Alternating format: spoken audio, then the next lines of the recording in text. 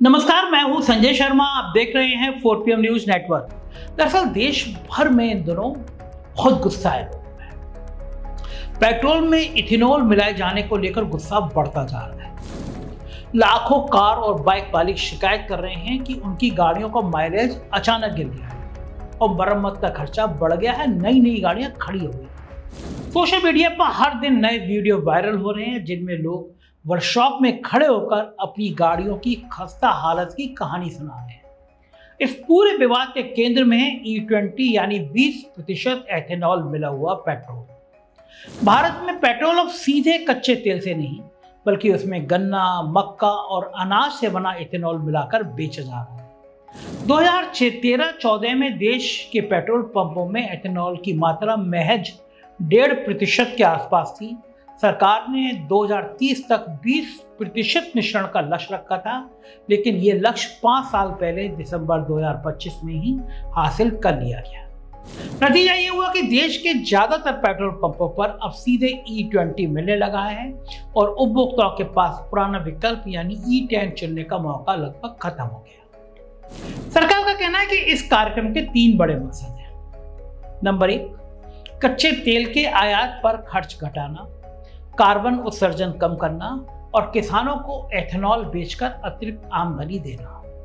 सरकारी आंकड़ों के मुताबिक 2014-15 से अब तक इस कार्यक्रम से विदेशी मुद्रा में लगभग 1.9 लाख करोड़ रुपए की बचत हुई और बड़ी बड़ी कहानियां की गई हैं कि किसानों को हमने इतना रुपए दे दिया और कार्बन डाइऑक्साइड उत्सर्जन में इतनी कमी आ गई।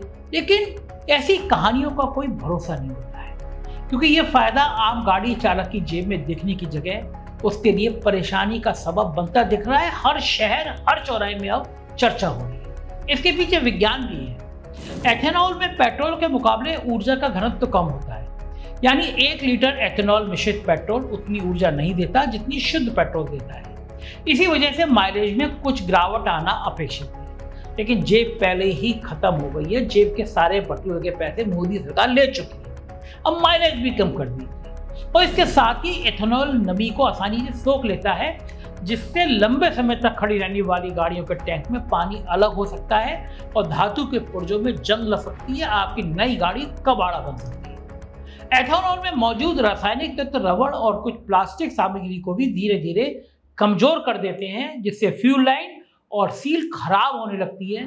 ये सारी दिक्कत खासकर उन गाड़ियों में गंभीर होती है जो मार्च 2023 से पहले बनी थी, जब E20 के लिए इंजन प्रमाणित नहीं होते थे। उद्योग जगत के आंकड़ों के मुताबिक पिछले 15 सालों में बिक्री पेट्रोल कारों में से 20% से भी कम E20 के लिए पूरी तरह अनुकूल है।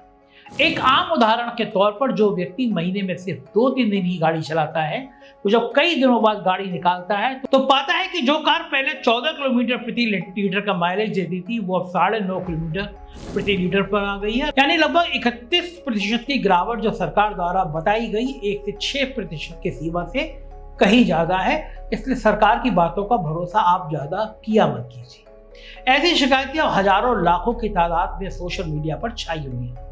एक वीडियो में एक गाड़ी मालिक वर्कशॉप में खड़े होकर बताती है कि सिर्फ 2 महीनों में उनकी गाड़ी खराब हो गई, जबकि उसने भारी टैक्स चुकाकर वो गाड़ी खरीदी। ये वीडियो 5 लाख से ज्यादा बार देखा जा चुका है। एक स्वतंत्र सर्वे में जिसमें देश भर के 36,000 से ज्यादा गाड़ी मालिकों से राय ली गई, करीब 66% लोगों ने E20 के राष्ट्रव्यापी रोल आउट का विरोध किया।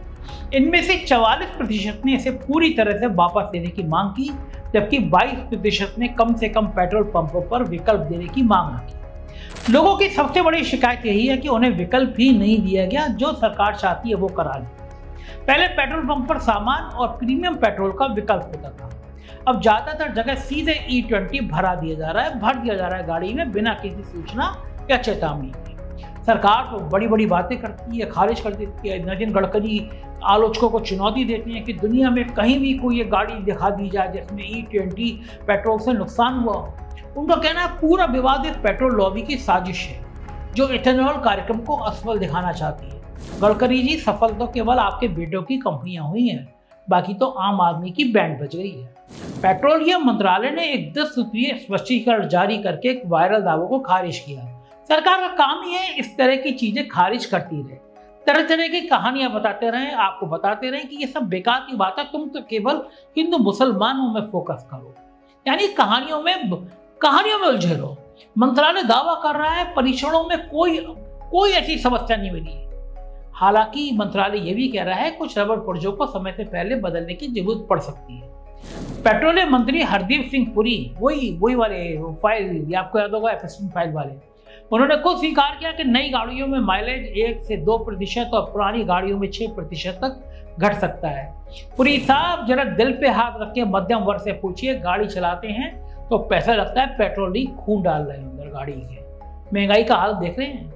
सरकार ने चींटियों, मधुमक्खियों के आकर्षित होने, गन्ने के रस को सीधे मिलाने और पानी की खपत जैसे कई वायरल दावों को भ्रामक बताया और यह भी साफ किया कि E20 के इस्तेमाल से वारंटी या बीमा पर कोई असर नहीं पड़ता।